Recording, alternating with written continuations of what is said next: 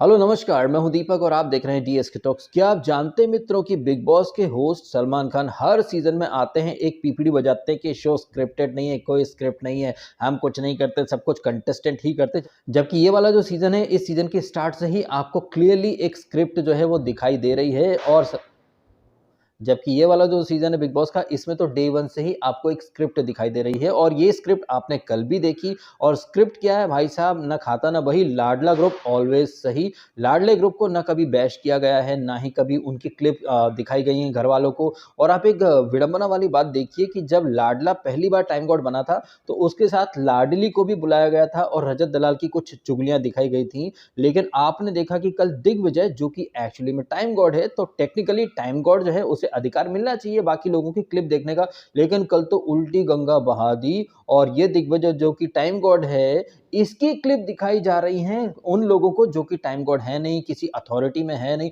अरे ये मैंने क्या बोल दिया भाई साहब, वो अंदर जो 6 लोग, तो उसमें लाडला भी तो है।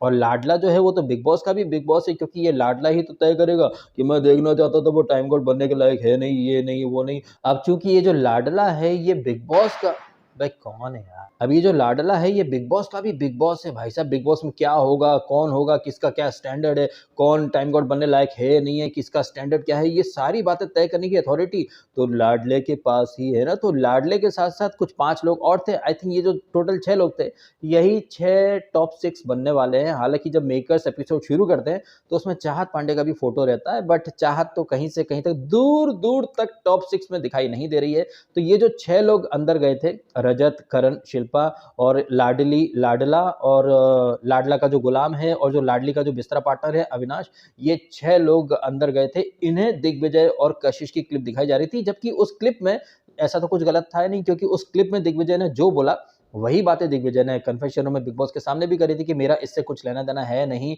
जो भी था वो सब पहले बीत चुका, बीत गई सो बात गई, तो मैं इसको सेव नहीं करना चाहता हूँ। और आप यकीन मान करके चलिए मित्रों, यदि दिग्विजय राठी इसको कशिश को सेव कर लेता तो यही बिग बॉस ये जो क्लिप्स हैं इनके साथ 2-4 क्लिप और जोड़ देता। फिर बातों से बिग बॉस कैसे मैनिपुलेट करता है, जो कि आपने बाद में भी देखा, जब ये दिग्विजय और बिग बॉस की बातचीत हो जाती है, तकरीबन आधा घंटा या 40 मिनट के आसपास जो बिल्टअप था, वो वीकेंड की एक स्क्रिप्ट ही तो लिखी जा रही थी। ये जो बिल्टअप किया बिग बॉस ने, दिग्विजय को आधे घंटे तक बातचीत में लगाए रखा, उसके मुंह से कुछ बातें उगलवाई, कुछ छुपाई, और घर वालों के सामने ऐसा है कशिश, मैंने उसको राठी को ऑप्शन दिया था, इसने आपको सेव नहीं करा, पता क्यों? क्योंकि आपने इसके लिए कुछ नहीं करा। तो दिग्विजय वहां पर पट से बोल उठा, सर यही बात नहीं थी, और भी रीजन थे। तो एक बात तो है कि दिग्विजय जो है अपनी बातों पर डटा रहा और बिग बॉस को भी कहीं ना कहीं मजबूर कर दिया कि भाई पूरी बात बता घर वालों को। ये जो बिग बॉस जो मैनिपुलेट करता है, आपको तो दिख ही रहा होगा ना। मतलब आप थ्रू आउट द वीक भी देखते हैं, अगर कशिश वगैरह ये कुछ बात कर रहे हैं तो एक कुछ सेकंड की बातचीत दिखाई जाती है, बाकी फिर सीन कट कर दिया जाता है। तो शार्प एडिटिंग कैसे करता है बिग बॉस,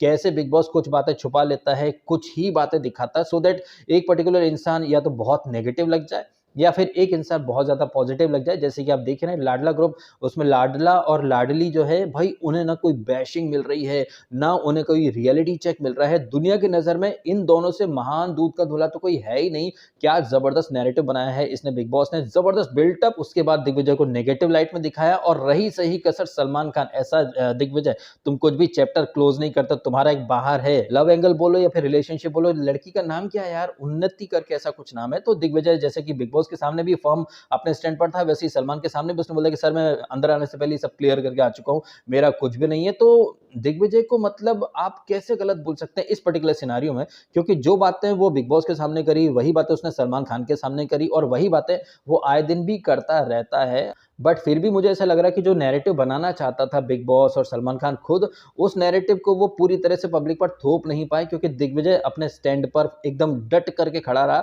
जबकि हम देखते हैं कि पीछे के सीजन में जो कंटेस्टेंट होते हैं वो सलमान खान की हाँ में हाँ मिला ही लेते हैं।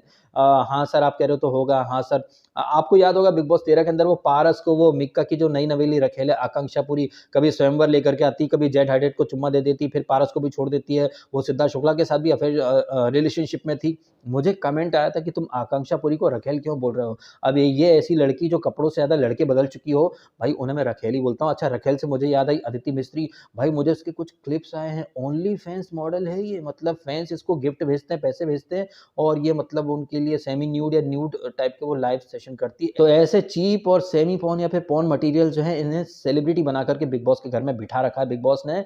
और इनको तो खैर मैंने देखते से ही सस्ती हीरा मंडी वाली बोला ही था। अच्छा, इन्हीं सस्ती हीरा मंडी वालियों में वो है ईडन गार्डन की रोज, भाई उसका करण से क्या मतलब बिगाड़ खाता है? जिस तरह से एपिसोड के एंड में ये कह रही थी, ओ माय गॉड करण ने ऐसे कैसे बोला कि 1 महीना शो करा, ये करा, तुम 1 महीना करके भी यही हो, तो यही चीज करण पर भी तो अप्लाई हो सकती है कि भाई तुम जिस लेवल पर हो करण भी तो उसी लेवल पे है, क्योंकि तुम्हारे अकॉर्डिंग करण की जिंदगी सैड लाइफ है, उसने कुछ नहीं उखाड़ा जिंदगी में, कुछ नहीं उखाड़ा, तब भी मतलब तुम भी यही हो, वो भी यही है। फर्क बस इतना है कि भैया वो अभी खतरों का खिलाड़ी जीत करके आया है और तुम्हें अभी कोई शो जीतना बाकी है। और सबसे मजे की बात यह है दोस्तों कि ये जब ईडन गार्डन की रोज आई थी, आते से ही ये अविनाश पर चढ़ गई थी कि तू कुत्ता भौंकता रहता, तू मेरा बाप नहीं है, माँ नहीं, मेरे को सिखा मत, चल घटिया कहीं के भौंक मत। लेकिन अब आप देख लीजिए, ये मोहतरमा उसी अविनाश के बगल में बैठी हैं और उसको कहीं ना कहीं करण के खिलाफ और ज्यादा इंस्टिगेट कर रही है, भड़का रही है। वाई? बिकॉज करण ने बग्गा की धोती खोल दी। मैडम, तुमसे तो करण का ना लेना एक ना देना दो, लेकिन तुमको अब सडनली करण बुरा लगने लग गया जब बाहर से आई थी देखकर। ऑडियंस पर्सपेक्टिव ऐसा था वैसा था, मतलब एक इंसिडेंट ने तुम्हारा रिएक्शन ओपिनियन सब बदल करके रख दिया। और वो अविनाश जिसको आते से ही तुमने अपना टारगेट नंबर 1 बना लिया था, अब तुम उसके लिए मतलब लोटपोट जा रही हो। वाह, इनको भी एक अलग ही मतलब स्क्रिप्ट मिली है भैया। तो ये ईडन गार्डन की रोज कहें या यामिनी कहें या अदिति मिस्त्री, मतलब इनको भी एक अच्छी खासी घुट्टी पिला करके भेजा है मेकर्स ने कि चाहे कुछ भी हो जाए, आप करण को हर वक्त टोंट मारो या फिर करण को जितना पॉसिबल हो सके नेगेटिव लाइट में ही दिखाओ। और इसका काफी हद तक क्रेडिट जो है वो मैं करण को ही देना चाहूंगा, क्योंकि कल भी आपने देखा वो जो भड़ास निकलने वाली टास्क थी, दुनिया भर की बातें करी हैं करण ने, लेकिन जैसे कि ये लाडला और इसका जो पोपट है ये वर्ड पकड़ते हैं, करण तुम कब पकड़ोगे? इनफैक्ट कल भी मैंने ये बात बोली थी अपने रिव्यू में, लेकिन चूंकि रिव्यू 40 मिनट लंबा हो गया था, तो मैं कैसे भी करके 20 मिनट के आसपास रिव्यू को लाया था, तो मैंने बहुत सारी पॉइंट्स उस वीडियो से हटा दिए थे कल वाले से। तो कल जो मैंने पॉइंट हटा दिया था वो पॉइंट आज आपके सामने रख देता हूँ। जिस तरह से ये लोग करण को बार बार ऑलमोस्ट ऑलमोस्ट ऑलमोस्ट बोलते हैं, almost third time, almost fourth time, time God, तो करण भी बोल सकता है ना भाई मैं ऑलमोस्ट तो बना, कम से कम अविनाश तू भी डे वन से मेरे साथ ही है, तू तो एक बार ऑलमोस्ट भी नहीं बन पाया। तो सूप बोले तो बोले छलनी क्या बोले, जिसमें खुद 50 छेद, सामने वाले के वर्ड पकड़ने चाहिए। जिस तरह से ये भड़ास वाली टास्क में अविनाश भी बोल रहा था कि सर ये रजत के साथ थे, एक तरफ ये कहता है कि महिलाओं के प्रति सम्मान, ये आदर सत्कार, लेकिन रजत जो है वो लड़कियों की धज्जी उड़ाता है। तो करण तुमको भी वर्ड पकड़ने थे ना कि भाई जो रजत लड़कियों की धज्जी उड़ाता है वो ईशा का भाई बना बैठा है, जो रजत गुंडा था, धमकी देता था, अब वो तुम्हारे ग्रुप में बैठा है। तो यार काउंटर टिट फॉर टेट वहीं के वहीं हिसाब बराबर कर लिया करो। लेकिन तुम गुस्से में धड़ धड़ धड़ मारे जा रहे हो, ये है नकली है, ये है वो है, फर्जी है, एक्टिंग कर रहा है। एक्टिंग वो कर रहा है ये तो दुनिया जानती है, लेकिन जैसे वो लोग तिल का ताड़ बनाते हैं, थोड़ा आपको भी उसी अंदाज में ढलना आना चाहिए। ये लोग अगर आपको ऑलमोस्ट टाइम गॉड बोलते हैं तो आप भी बोलो ना भाई मैं ऑलमोस्ट तो बना, कम से कम तू तो उस लायक भी नहीं था। ऐसे करके बोलती बंद कर देनी चाहिए। चाहत पांडे, भाई चाहत पांडे भड़ास वाली टास्क में थी, वो भी बोलती कि ये बड़ा बदतमीज है, ये विवेन बोलता कि दरवाजे तक छोड़ के आऊंगा, तो विवेन का लॉजिक क्या? सर हम तो मस्ती कर रहे थे सर, सर हम तो मस्ती कर रहे थे सर। तो चाहत पांडे को भी वहां पर उन्हीं के अंदाज में बोलना था ना, सर आप देख लीजिए हम कुछ बोले बाल्टी से ब्लैंकेट तक तो हम बदतमीज हैं, हमें क्लास नहीं है, गंवार हैं, बट ये कुछ भी बोलते हैं तो वो मस्ती, माहौल को लाइट बनाने की निंजा टेक्निक। अरे यार, मेरे कहने का मतलब है कि यार आदमी में इतनी गेम अवेयरनेस तो होनी ही चाहिए कि भाई सामने वाला क्या बोल रहा है उसके वर्ड को पकड़ूं, फिर उसके वर्ड में उसी को लपेटूं और पेल डालूं। अब हो सकता है कि आप में से बहुत सारे लोग बोले कि डीएस के तुम वीडियो लेट लाते हो इसलिए तुम ये चीजें सोचते हो कि टाइम लगता होगा। जी नहीं, जब ये एपिसोड में घटनाक्रम घटित होता है मैं तभी ये चीजें इंस्टेंटली मैं ट्वीट भी कर देता हूं जितना मैं देख पाता हूं। हालांकि मेरे पास अभी इतना टाइम है नहीं कि मैं ये सारी चीजें सोचूं, क्योंकि महाराष्ट्र इलेक्शन चल रहा है, फिर आज ऑक्शन है आईपीएल का, बीजीटी भी चल रहा है, तो मेरा माइंड बहुत सारी जगहों पर लगा रहता है। और बिग बॉस कोई इतना भी इंपॉर्टेंट नहीं है जो मैं रात भर इसके बारे में सोचता रहूं, नहीं ऐसा करना था वैसा करना था। जो भी मेरे रिएक्शन होते हैं वो स्पॉन्टेनियस होते हैं, तो जो भी मेरे रिएक्शन या जो भी मेरी बातें हैं वो एकदम स्पॉन्टेनियस तरीके से आती हैं, इंस्टेंट तरीके से आती हैं। हालांकि मैंने कुछ लोगों को देखा जो कि लिख करके बैठे रहते हैं, दो दोस्त तो ये था, दोस्त तो उसने वो करा, क्या राइटिंग, अच्छा समझ में नहीं आया, दोस्त तो क्या लिखा, अच्छा हाँ।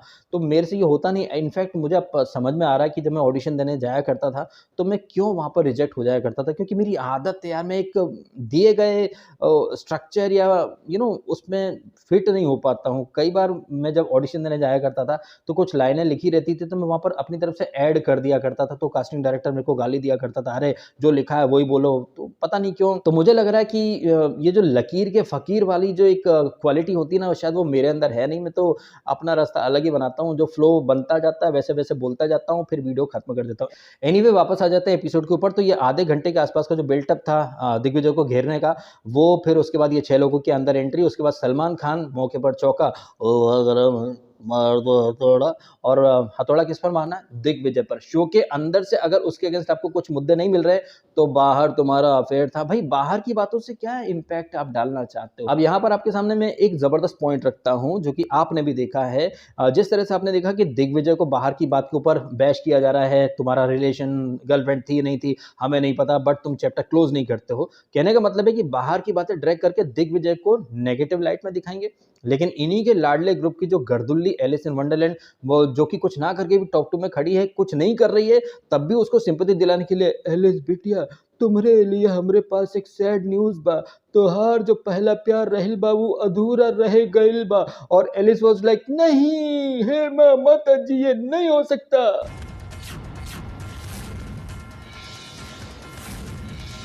यहाँ पर आप समझे मेकर्स की स्क्रिप्ट की, इनके जो लाडले ग्रुप के लोग हैं वो भले ही कितने भी गलत जाएं या फिर कुछ ना करें, तब भी मेकर्स उन्हें पॉजिटिव लाइट में ही दिखाएंगे। अगर अंदर कुछ पॉजिटिव नहीं है, तो बाहर से कुछ ऐसा लाएंगे कि एलिस जैसी गर्दुल्ली को भी ये पॉजिटिव दिखा सके। जबकि एलिस कितनी बिलो द बेल्ट वाली बातें करती है, इनफैक्ट करण को जान से मारने तक की ये बात कर चुकी है। लेकिन ये एलिस, ईशा, अविनाश इतने बेशरम है कि नेशनल टीवी पर क्लेम करते हैं, हम तो कभी पीठ पीछे बात नहीं करते, हम तो कभी, ओ माय गॉड करण कितना बिलो द बेल्ट जाता है। ईशा की तो जिंदगी करण से शुरू, करण पे खत्म। करण तो इसका इतना नाम भी नहीं लेता। जब ये भड़ास वाली जो टास्क थी, जब करण ने अविनाश का नाम लिया, तो बाहर से ईशा क्या कमेंट करती है, एक्सपेक्टेड अविनाश का ही नाम लेगा। अविनाश ने भी तो एक्सपेक्टेड लाइन पर करण का नाम लिया था, तब नहीं बोली एक्सपेक्टेड, करण कितना घटिया है, करण ऐसा है, बिलो द बेल्ट जाता है। अरे तुमसे ज्यादा बिलो द बेल्ट कोई नहीं जाता। तुम तो आरवीन को इससे चाह से लिंक कर चुकी थी, और खुद वहां गलबैया करके शो को इंटरेस्टिंग बनाने के लिए बिस्तरा पार्टनर बनी बैठी हो। तुम्हारी इन चीजों को तो किसी ने कॉल आउट किया है नहीं। तो ये आप देखें गलतफहमी इन लोगों की, इन्हें ऐसा लग रहा है कि भाई हमने तो कुछ गलत किया ही नहीं है। और अविनाश खुद ये बात बोल चुका था ना सारा से, हम कुछ गलत करते तो हमको टोकते, हम वो टोका नहीं है, दैट मीन हमने कुछ गलत किया नहीं है। और मुझे तो अब पूरी तरह से ये भरोसा हो चुका है कि पूरा सीजन खत्म हो जाएगा, तब भी ईशा गर्दुल्ली को और इस लाडले को मेकर्स कोई आईना नहीं दिखाएंगे। इनफैक्ट भर भर के इन्हें तवज्जो ही दी जाएगी। ये लोग टाइम गॉड नहीं है, फिर भी इन्हें क्लिप दिखाई जा रही है। दिग्विजय और रजत दलाल टाइम गॉड थे, उन्हें किसी की क्लिप नहीं दिखाई गई। और इन सारी चीजों के बीच में आपने देखा सलमान खान के अलग ही अफलातूनी नैरेटिव। इनफैक्ट सलमान खान तो कहीं ना कहीं खुद को भी मतलब डिफेंड करे। तो उनका एक वीडियो वायरल है, जोधपुर के फॉरेस्ट ऑफिस में बैठे हैं कुर्सी पर ऐसे करके, पैर ऐसे करके, तो वो जेस्चर पोस्चर इसकी बातें करी कि रजत का ऐसा बैठना हो सकता गलत लगे, लेकिन उसकी आदत बन चुकी है। बट ये सारी बातें आपने करी सलमान खान, मैं अप्रिशिएट भी करता हूं। बट इन सारी बातों के साथ आप ये भी तो बोल सकते थे कि शिल्पा, आपने बोला कि आपकी फिल्म फर्टेनिटी एक हो जाएगी तो ये प्रॉब्लम में आ जाएंगे। आप इतना बोल देते ना कि शिल्पा प्लीज ऐसा मत बोला करो, क्योंकि अगर कल से ये लोग एक हो गए तो हमारी फिल्में भी नहीं लग पाएंगी, बनना तो बड़ी दूर की बात है। तो इस तरीके से और बोलते, लेकिन नहीं, वो शिल्पा है, तुम्हारे बॉलीवुड वाली है, तो बड़े प्यार से उसको फपला करके साइड में रख दिया। और रजत को वही ऐसा कि धमकी दो तो अपने दम पर दो, ये दो वो दो, फिर क्या बॉडी शॉट करने हैं, पिक्चर का टाइम हो रहा है, वर्कआउट करना, लिगामेंट फट गया, हड्डी टूट गई।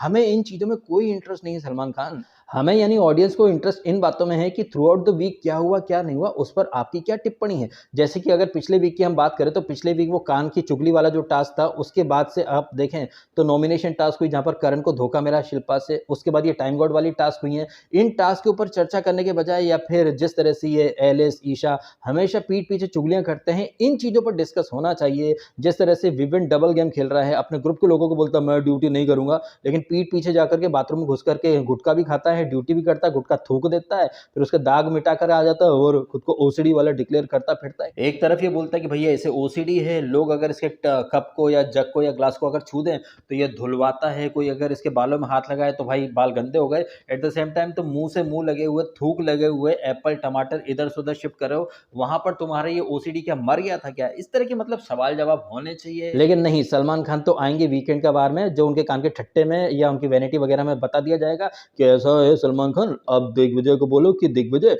आपको क्लैरिटी नहीं है, आपके रिश्ते नहीं है, ये शो रिश्तों का है, तो आपको रिश्ते बनाने चाहिए, don't go solo solo. But आप अविनाश को बोलो, अविनाश तुम्हारे रिश्तों में अगर घुटन हो रही है तो I would recommend you, it's up to you, if you want to go solo solo please go solo solo. ध्यान दीजिएगा दिग्विजय, तुम्हारे रिश्ते नहीं है, रिश्ते बनना हो, don't go solo. But Avinash तुम्हारे रिश्ते बन चुके हैं, अब now it's time to go solo solo. अब सोलो सोलो जाना एक हिंट है या एक धमकी? हो सकता है कि सलमान खान बोलना चाह रहे हैं कि अविनाश अगर तू लाडला और लाडली से दूर गया ना तो फिर मेरे को मत बोलना, क्योंकि जो इनके अगेंस्ट जाएगा उसे मैं जबरदस्त तरीके से बैश करूंगा वीकेंड का बार में। तो ये हिंट भी हो सकती है या एक धमकी भी हो सकती है। मुझे धमकी से ज्यादा हिंट लग रहा है। हालांकि सलमान खान ने कहीं ना कहीं टोंट भी मारा। मुझे ऐसा लग रहा है कि सोशल मीडिया के रिएक्शन सलमान खान चेक करते हैं कि सोशल मीडिया पे लोग बोलते हैं कि इसको ये बोला कि आपको ये करना था, दूसरे को बोलते कि क्यों करा था। तो सलमान खान थोड़े बहुत रिएक्शन तो चेक कर रहे हैं, और जिस तरह से उन्होंने वापस से जेलविश आर्मी के लोगों को कहीं ना कहीं टोंट मारा है कि आंखों में लाइट दिखा देते हैं भिश भिश।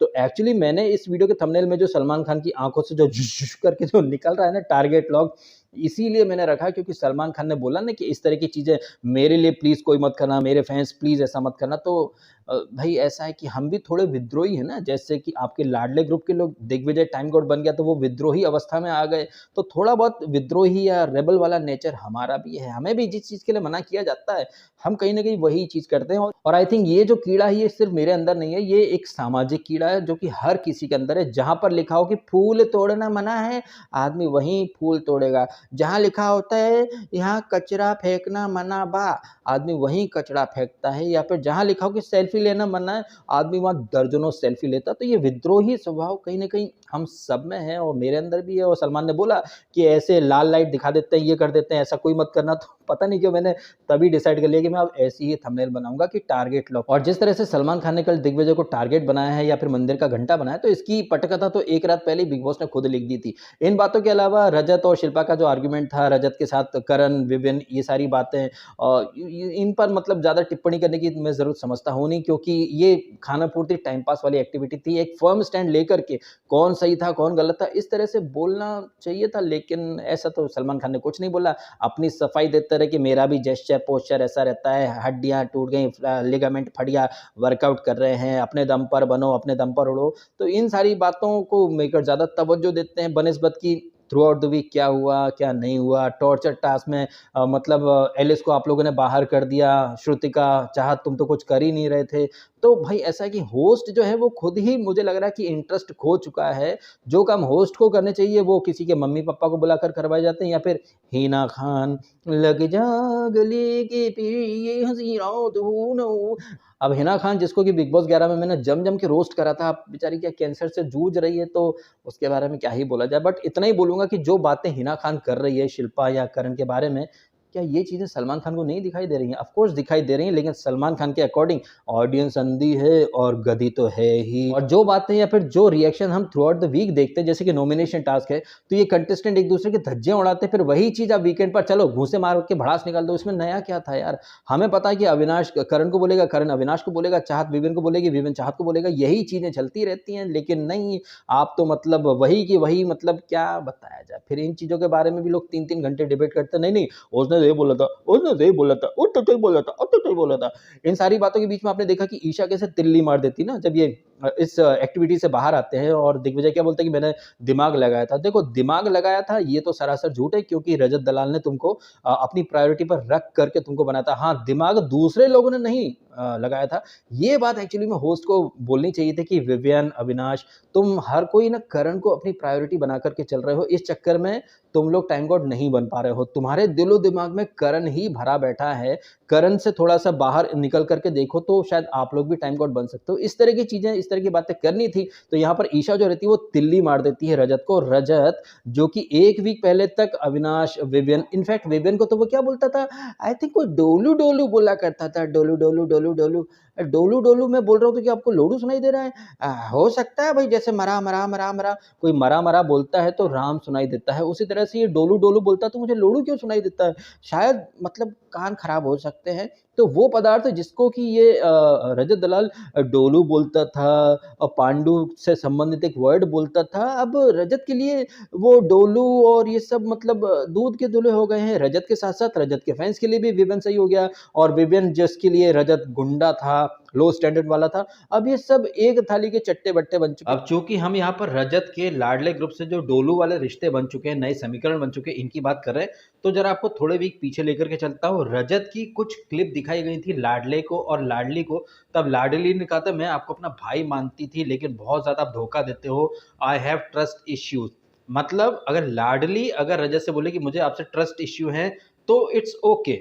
बट यही चीज़ अगर दिग्विजय बोल दे रजत को, तो भाई रजत के गुर्दे छिल जाते हैं। और ईशा ने जिस तरह से तिल्ली मारी कि ये दिग्विजय क्या बोल रहा है, दिमाग लगाया, दिमाग नहीं लगाया, इसको तो आपने बनाया। इस बात में कहीं कोई दो राय नहीं है कि दिग्विजय आपकी वजह से टाइम गॉड बना है।